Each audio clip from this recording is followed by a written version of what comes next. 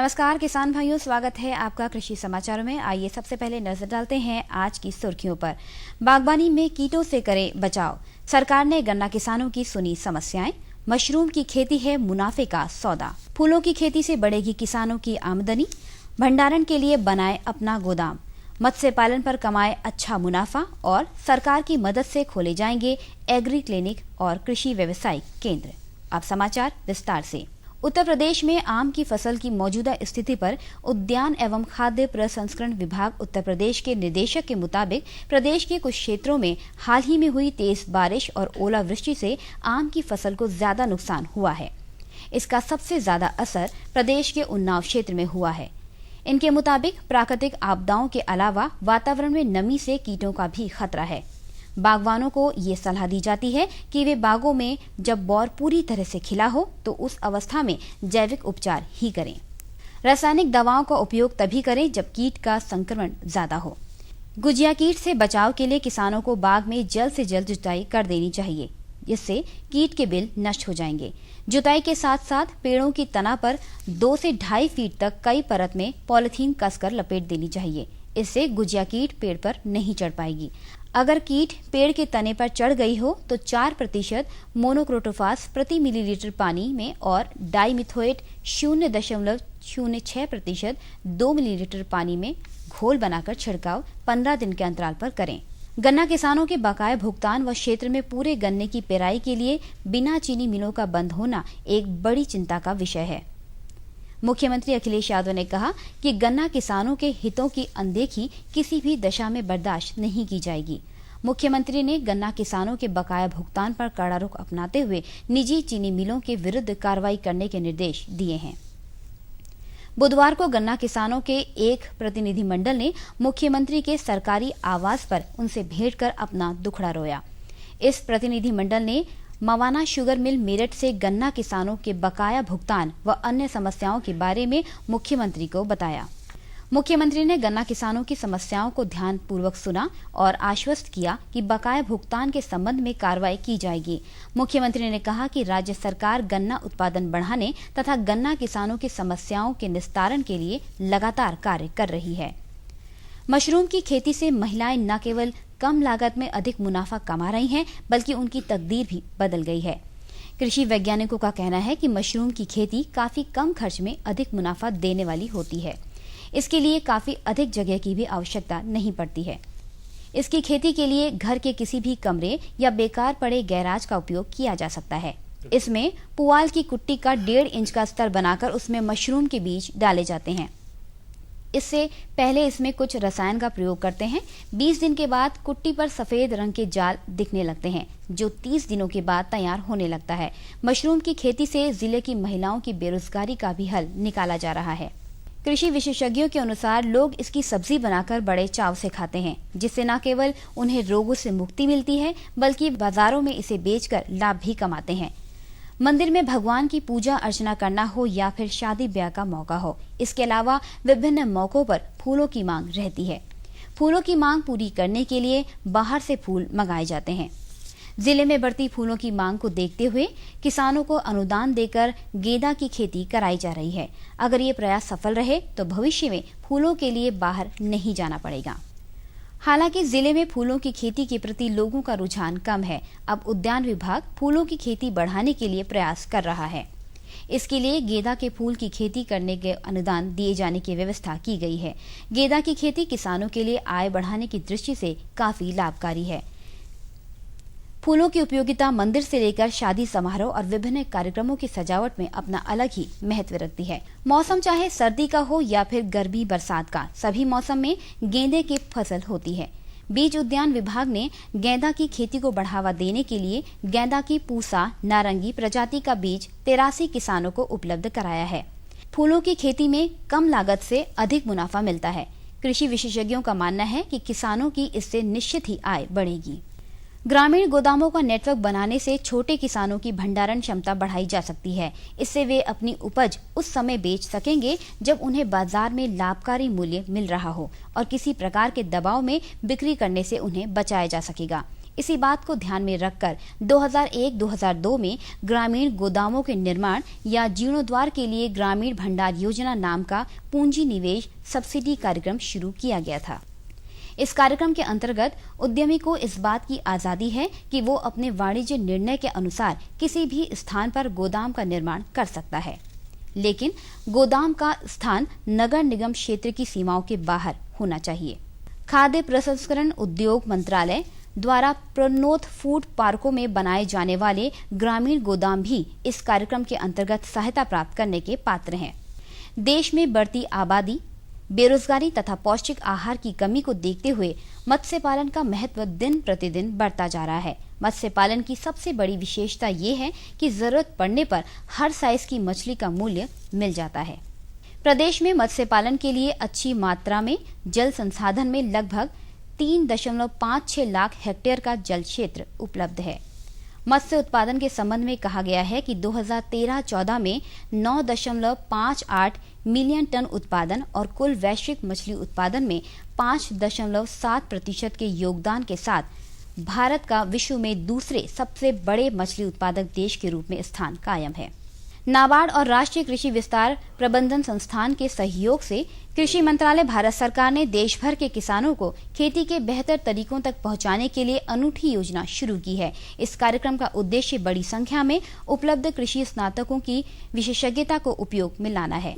चाहे आप एक पास हुए स्नातक हैं या नहीं, या आप वर्तमान में कार्यरत हैं या नहीं, आप अपने खुद के लिए एग्री क्लिनिक या कृषि व्यवसाय केंद्र की स्थापना कर सकते हैं।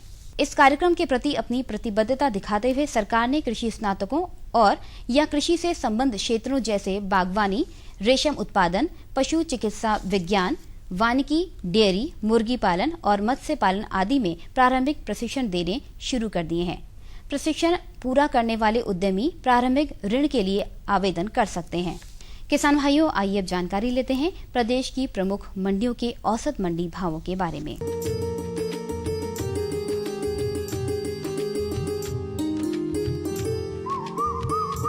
सबसे पहले बात करते हैं गेहूं के भावों की। लखनऊ की मंडी में गेहूं का भाव 1,625 रुपए प्रति क्विंटल, कानपुर में 1,525 रुपए प्रति क्विंटल, आगरा की मंडी में गेहूं का भाव 1,580 रुपए प्रति क्विंटल और इलाहाबाद की मंडी में गेहूं 1,645 रुपए प्रति क्विंटल के हिसाब से बिका। चावल की बात करें तो लखनऊ की मंडी में चावल का भाव 1,995 रुपए प्रति क्विंटल, कानपुर की मंडी में 2,160 रुपए प्रति क्विंटल, आगरा की मंडी में 2,040 रुपए प्रति क्विंटल और इलाहाबाद की किसान मंडी में चावल का भाव 2,130 रुपए प्रति क्विंटल रहा।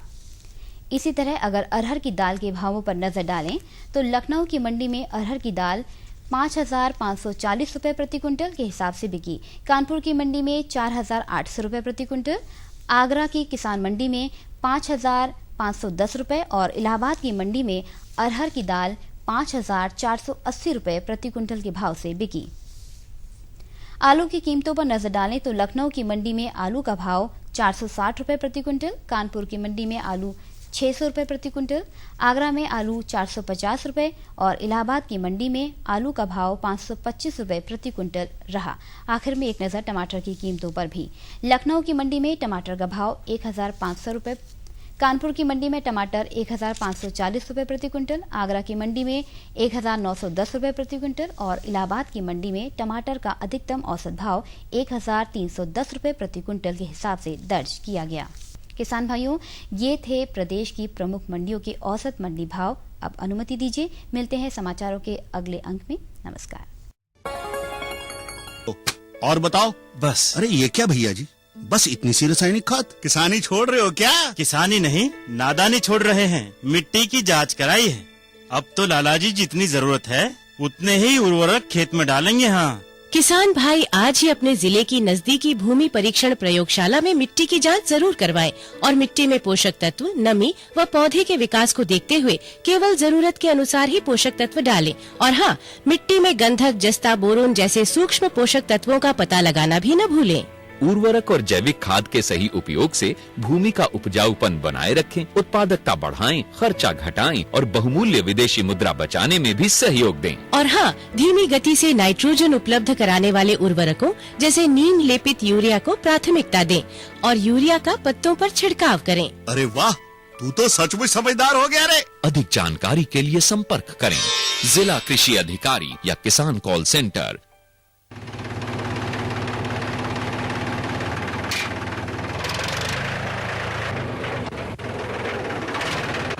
अरे हरकू वाह, बीज कीटनाशक और आज खाद भी। अरे इतना खर्चा कहाँ से? अरे खर्च की चिंता किसे है, मेरे पास है ये किसान क्रेडिट कार्ड। कार्ड? अरे बैंकों द्वारा जारी इस कार्ड से किसान उसकी सीमा तक की रकम कभी भी बैंक से निकलवा सकता है और खेती बाड़ी की सामग्री कभी भी खरीद सकता है। कर्ज के झंझट से भी छुटकारा और तो और बिजली के बिलों का भुगतान, डीजल इससे खरीदना और आसान हो गया है। तो हरकू भैया एक कार्ड मेरे लिए भी। किसान क्रेडिट कार्ड के लिए नजदीकी बैंक से संपर्क करें और पाएं ढेर सारे लाभ।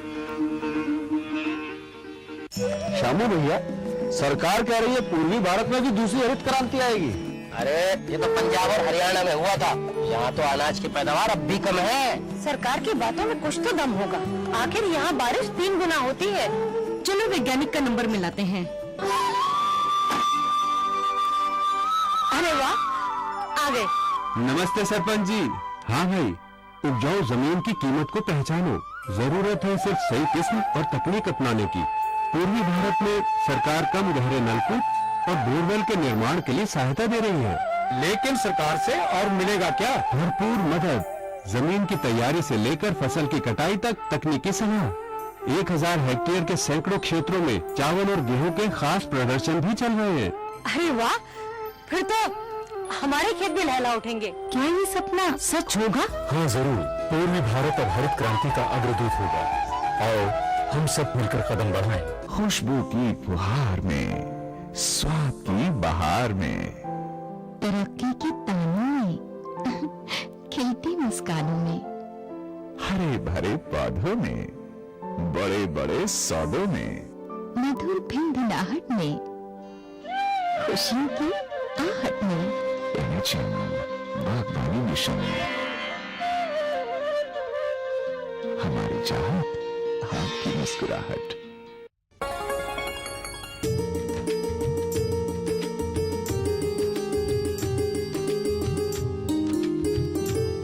किसान भाइयों नमस्कार। कार्यक्रम कृषि दर्शन के आज के अंक में कृषि समाचारों के बाद आप सभी किसान भाइयों का एक बार फिर से स्वागत है। किसान भाइयों, गेहूं की कटाई का काम लगभग शुरू हो चुका है और उसके बाद जब खेत खाली होंगे तो जाहिर सी बात हम नई फसलों की बुआई की तैयारी करेंगे। जैसे कि मान लें कि अगर जायद की जो दलहनी फसलें हैं अगर उनकी बुआई करना चाहते हैं तो ये जरूरी है कि जो उनमें कौन कौन सी मुख्य बातें हैं जिनका ध्यान रखना चाहिए उस पर जानकारी प्राप्त करना आवश्यक है। आज के अंक में हम इसी विषय पर जानकारी प्राप्त करेंगे कि अगर दलहनी फसलें लगानी है खासकर जायद में तो उनमें कौन कौन सी प्रमुख प्रजातियां हैं और फसल सुरक्षा के बारे में क्या क्या बात ध्यान रखें। तो आइए इस विषय को विस्तार से जानते हैं और इस विषय को विस्तार से बताने के लिए हमारे साथ मौजूद हैं भारतीय दलहन अनुसंधान संस्थान कानपुर से वैज्ञानिक डॉक्टर अविनाश कुमार श्रीवास्तव जी। आइए उनका स्वागत करते हैं। डॉक्टर साहब का बहुत बहुत स्वागत है कार्यक्रम कृषि दर्शन में। मैं अपने सभी किसान भाई तक जानना चाहता हूं कि अगर गेहूं की कटाई कर रहे हैं किसान भाई और आगे आने वाले समय करते रहेंगे, उसके बाद जब नई फसल के बारे में सोचेंगे, मान लिया कि दलहनी फसलों के बारे में सोचते हैं, तो कौन कौन सी प्रमुख ऐसी फसलें हैं जायद में, खासकर दलहनी फसलें, जो वो चुनाव कर सकते हैं? देखिए, जायद में आपको फसल उगाने के लिए 60 से 70 दिन इस ड्यूरेशन की आपको कोई एक फसल लेनी पड़ेगी। इसमें मूंग और उर्द ये पूरी तरह से आप उगा सकते हैं। 60 से 70 दिन की फसलें होते हैं और बहुत लाभकारी होती हैं। मतलब खासकर जो उर्द और मूंग है उनका चुनाव कर सकते हैं जो कम समय में तैयार हो सकती जी, है। कम समय में तैयार हो सकती है। इसके साथ ही जानना चाहूंगा अगर प्रजातियों का चयन करना है किसान भाई तो वो किस तरीके से करें? देखिए, आपको उन्नत प्रजातियां लेनी पड़ेंगी जो अभी अभी इंस्टीट्यूट से डेवलप हुई हैं, जैसे कि मेहा, सम्राट, ये बहुत प्रचलित प्रजातियां हैं। और उर्द की अगर हम बात करते हैं तो आज़ाद उर्द 1 हो जाता है, पंत उर्द 31 है जो कि बहुत प्रचलित है। जैसे डॉक्टर साहब ने बताया कि कम समय में तैयार हो जाती है ये प्रजातियों के चुनाव करते हैं किसान भाई, तो जो बुआई का खासकर समय क्या है और क्या बीज दर होनी चाहिए बुआई करते समय? देखिए, बुआई के लिए अभी का समय बहुत अच्छा समय है। इसमें जो आपको बुआई अधिकतम लेट से आप कर सकते हैं, देर से कर सकते हैं, वो 7 अप्रैल तक कर देनी है। अभी जैसे आपकी बारिश हुई है, खेत में नमी पर्याप्त मौजूद है, तो इस समय अगर गेहूं की कटाई हो जा रही है, फील्ड आपकी खाली हो रही है, तो आप दलहनी फसलों की तुरंत बुआई कर सकते हैं। अब इसमें जैसे मूंग या उड़द आप जो भी लगाएंगे, आपको तकरीबन उसका बीज दर थोड़ी सी ज़्यादा है, मतलब जैसे 20 से 25 किलोग्राम प्रति हेक्टेयर के हिसाब से आपको रखनी पड़ेगी। और उसमें आप जो दूरी रखते हैं, 2 पंक्तियों के बीच की दूरी आप थोड़ी कम कर देते हैं, उसको हम लोग 20 से 25 सेंटीमीटर कर देते हैं, ताकि हम ज़्यादा सीड लगा सकें। क्योंकि इस गर्मी के मौसम में जब आप लगाते हैं तो पौधों की बढ़ावट थोड़ी सी कम होती है, इसलिए हमें थोड़ा सा बीज दर बढ़ाना पड़ता है, क्योंकि लगातार मौसम में परिवर्तन लगातार हो रहा है जी। तो खासकर ये जो है बुआई की विधि में इन सब चीज़ों का ध्यान रखना चाहिए। अक्सर क्या होता है डॉक्टर साहब कि जब बुआई कर देते किसान भाई, तो कहीं ना कहीं आगे चलकर नुकसान होता है। फसल सुरक्षा को लेकर अगर बात करें तो जो बीज उपचार अगर करना चाहे किसान भाई, ये कितना आवश्यक है और कैसे करें? देखिए, बीज उपचार बहुत ही आवश्यक है।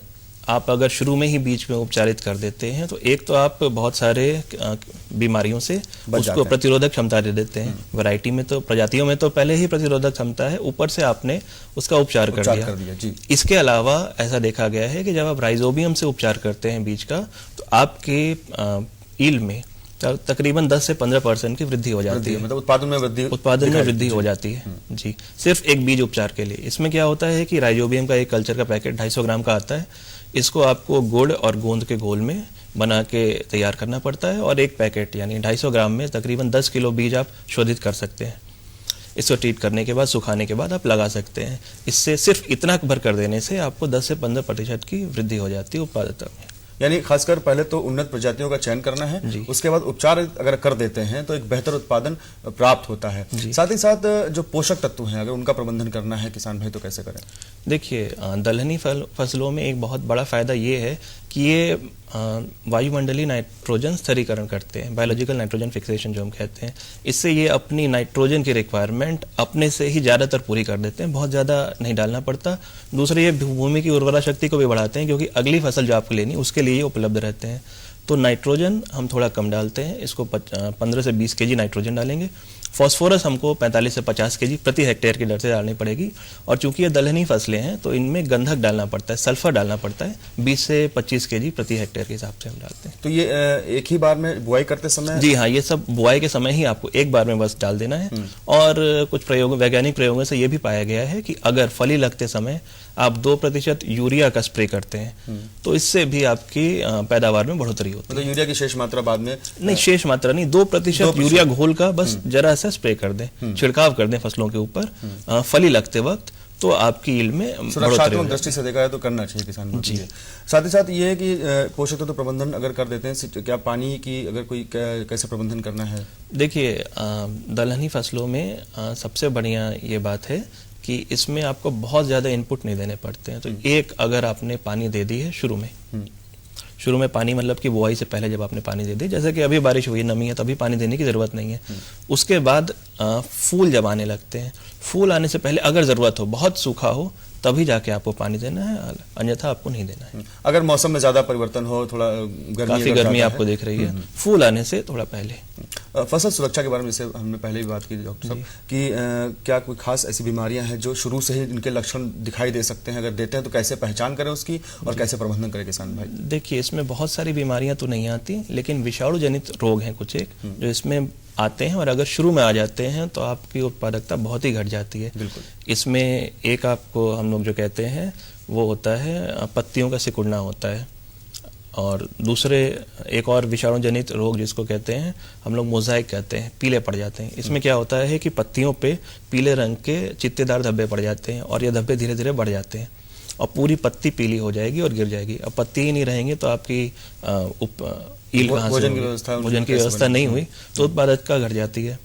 और ये जो विषाणु जनित रोग होते हैं, इनका आप रोकथाम नहीं कर सकते। इनके लिए आपको पहले से ही उसमें क्योंकि ये सीधे नहीं फैलते, ये संवाहक के रूप में फैलते हैं, जो कि कीट होते हैं, इसके संवाहक का काम करते हैं। तो या तो आप बीज अच्छा लीजिए, इनके संवाहकों का प्रबंधन कीजिए, कीट मारिए, या फिर आपको जो भी आपको फील्ड में दिखते हैं कोई भी बीमारी ग्रसित है वो पौधों को उखाड़ के उसको नष्ट कर देना चाहिए। कोई ऐसी दवाई का भी छिड़काव कर सकते हैं कि अगर चाहें तो? आपको इसके संवाहकों को आप रोक सकते हैं। अगर विषाणु जनित रोग हैं तो इसके कोई दवा नहीं होती विषाणु जनित रोगों को रोकने के लिए। हाँ, उसके संवाहक होते हैं, जैसे सफेद मक्खी है, तना मक्खी है, ये सब इसके संवाहक होते हैं। इसको रोकने के लिए अगर फील्ड में आपको स्प्रे करना है तो आप फोरेट का छिड़काव कर सकते हैं, इमिडाक्लोप्रिड का छिड़काव कर सकते हैं। सफेद मक्खी की रोकथाम हो जाती है इसमें। आधा लीटर लगता है 1 हेक्टेयर में।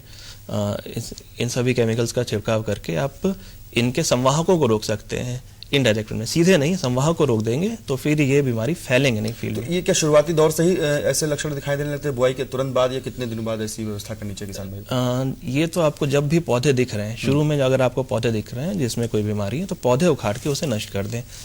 होता क्या है कि जब फूल आने लगते हैं तब ये और ज्यादा आते हैं जी।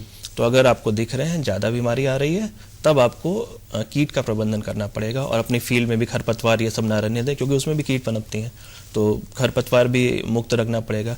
बल्कि शुरू में जो 20 दिन का 25 दिन का होता है समय जो होता है उसमें कीट खरपतवार नियंत्रण बहुत जरूरी होता है।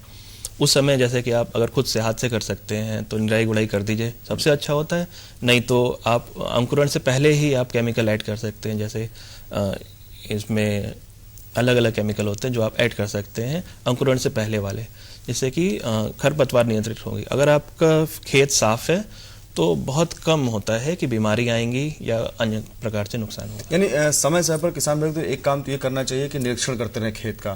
कहीं भी ऐसे कोई चीजें दिखी आपको लग रहा है कि ये पौधा जो है नुकसान कर सकता है और फसल को, तो उनको निकालकर बाहर ही कर दें। बेहतर उपाय तो ये है। जो रासायनिक का प्रयोग कर रहे हैं, रासायनिक दवाइयों का प्रयोग तो एक बात की चीज है, वो रोकथाम के लिए है, अंतिम विकल्प है वो कि हम उसको बाद में प्रयोग करें जी, क्योंकि फिर इससे लागत बढ़ जाती है आपकी। आप ज्यादा स्प्रे करेंगे तो आपकी लागत भी ज्यादा बढ़ जाएगी। डॉक्टर साहब, जैसे कि हम एक वैज्ञानिक सलाह लेते हैं किसान भाई के लिए कि अगर वो फसल लगा रहे हैं तो कब किन किन बातों का ध्यान रखें। तो अगर वैज्ञानिक विधि से पूरी तरह की खेती कर रहे हैं दलहनी फसल की तो कितना फायदा हो सकता है और क्या क्या करना चाहिए उनको? देखिए, सबसे पहले तो आप जब सबसे पहला तो बीज है। आपका बीज सही स्रोत से आप लें, कृषि विभाग से लें, इंस्टीट्यूट से भी आप ले सकते हैं, वो आपको कम मात्रा में दे पाएंगे। प्रमाणित बीज ही इस्तेमाल करें। उसमें आपको बिल्कुल नहीं ध्यान रखना कि हमेशा अच्छा बीज ही इस्तेमाल करें, उसका शोधन करें, राइजोबियम से जरूर ट्रीट करें। इसके बाद जब आप लगा देते हैं तो समय समय पे शुरू के 20 दिन या 25 दिन जो होते हैं उसको खरपतवार मुक्त रखने चाहिए। इसके बाद हमेशा आप देखते रहिए, निरीक्षण करते रहिए कि अगर बीमारी आ रही है तो शुरू में आप उसका रोकथाम आसान होता है, लेकिन एक बार बीमारी बढ़ जाती है उसके बाद तो बस अपनी ईल्ड आप थोड़ी सी बचाते हैं, उसमें रोकथाम मुश्किल हो जाती है। और एक बात हो रहा है, जब आपकी फली पक जाती है तो आप खेत में पूरी तरह पकने ना दें। 80 से 90% अगर फलियां पक गई हैं, काले हो जाती हैं, तो आप उसी में कटाई कर दें और वहीं पे रहने दें। 2 दिन तक आप वहीं सुखा लें, उसके बाद उसकी मड़ाई करके उसको बीज को कहीं सूखी जगह पे स्टोर कर दें। डॉक्टर साहब, जैसे कि आपने बताया कि जायद में खासकर दलहनी फसलों में किन किन बातों का ध्यान रखना चाहिए, और खासकर आपने जो बताया कि लगातार खेत का निरीक्षण करते रहें ताकि ये पता होता रहे कि हमें कब किस चीज की जो है पूर्ति करनी है, ताकि जो उत्पादन हमें एक बेहतर प्राप्त हो। इन सभी जानकारियों के लिए आपका बहुत बहुत धन्यवाद। तो किसान भाइयों, बिल्कुल उचित समय है इस समय दलहनी फसलों की बुआई का। खासकर उर्द और मूंग की उन्नत प्रजातियों का चयन करें ताकि एक बेहतर उपज आपको अपने खेतों में प्राप्त हो। इसी तरह की विभिन्न जानकारियां लेकर समय समय पर हम आते रहेंगे। तब तक के लिए नमस्कार।